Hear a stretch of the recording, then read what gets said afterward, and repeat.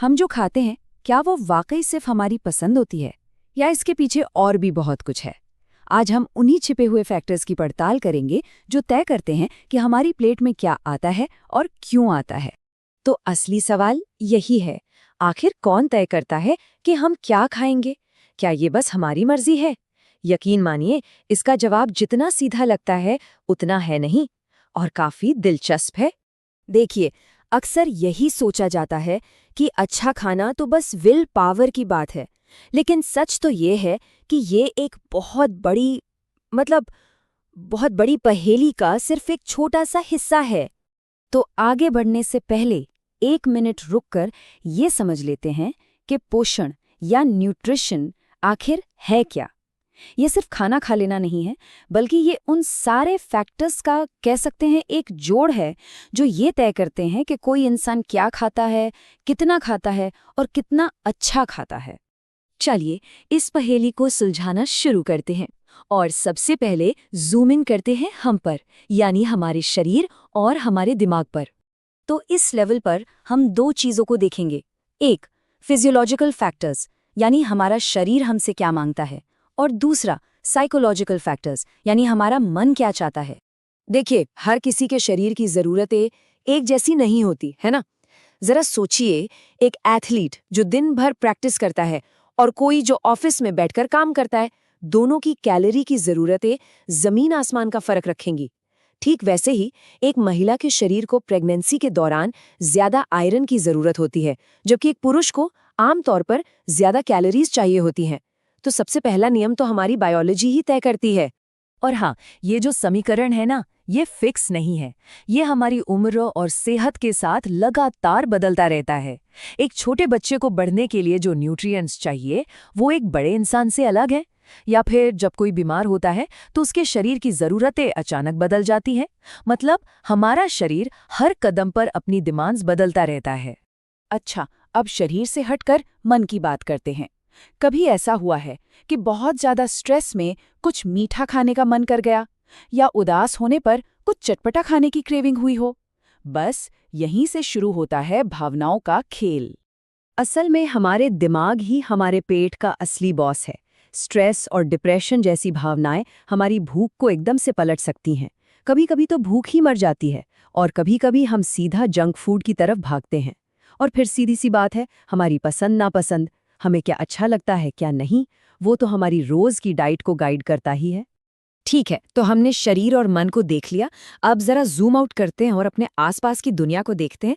मतलब हमारा समाज, हमारा समुदाय, ये सब हमारे खाने पर कैसे असर डालते हैं।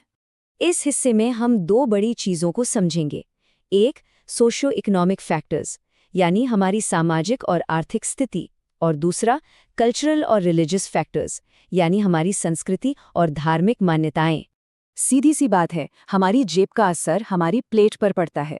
अगर आमदनी ज्यादा है तो बेहतर खाने के ऑप्शन ज्यादा होते हैं, वहीं कम आमदनी में ऑप्शन अपने आप कम हो जाते हैं। इसी से जुड़ा है एजुकेशन। अगर हमें न्यूट्रिशन की जानकारी है तो हम बेहतर चॉइस कर पाते हैं।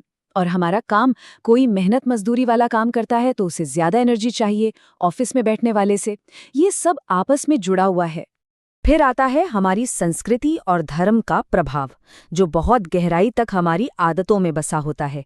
जैसे कुछ परिवारों में शाकाहार की परंपरा होती है, या फिर खाना पकाने के वो खास तरीके जो पीढ़ी दर पीढ़ी चले आ रहे हैं, और व्रत, त्योहार या कुछ खास चीज़ों से परहेज के नियम, ये सब मिलकर हमारी थाली को एक खास पहचान देते हैं।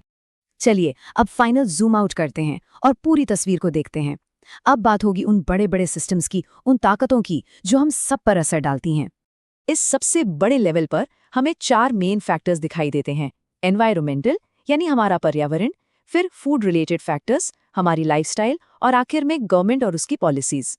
हम किस जगह रहते हैं, इसका सीधा असर हमारे खाने पर होता है। सोचिए, ठंडे इलाके में रहने वाले लोग शरीर को गर्म रखने के लिए ज्यादा कैलोरी वाला खाना खाते हैं। वहीं गर्म जगहों पर हल्का खाना और ज्यादा लिक्विड पसंद किया जाता है। और सिर्फ मौसम ही नहीं, हमारे आसपास क्या उगता है, बाजार कितना पास है, ये सब तय करता है कि हमारी पहुंच में क्या है और क्या नहीं। और आखिर में आते हैं मॉडर्न लाइफस्टाइल और सरकारी नीतियां। देखिए, एक तरफ तो फास्ट फूड, प्रोसेस्ड आइटम और ज्यादातर बैठ के काम करने वाली जिंदगी है जो न्यूट्रिशन के लिए एक चुनौती है। कुछ आदतें जैसे स्मोकिंग और ड्रिंकिंग भी न्यूट्रिएंट्स को सोखने में दिक्कत करती हैं। लेकिन दूसरी तरफ सरकारें भी हैं। फूड सेफ्टी के कानून, स्कूल में मिलने वाला मिड डे मील जैसे प्रोग्राम, ये सब पब्लिक हेल्थ की एक बुनियाद तैयार करते हैं। तो अब इन सभी धागों को एक साथ जोड़ते हैं।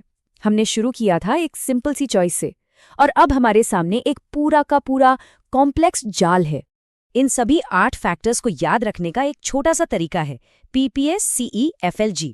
डबल P यानी फिजियोलॉजिकल और साइकोलॉजिकल, S मतलब सोशियो इकोनॉमिक, C से कल्चरल, E से एनवायरनमेंटल, F से फूड रिलेटेड, L से लाइफस्टाइल और G से गवर्नमेंट। एक छोटा सा फॉर्मूला है इन सभी को याद रखने का।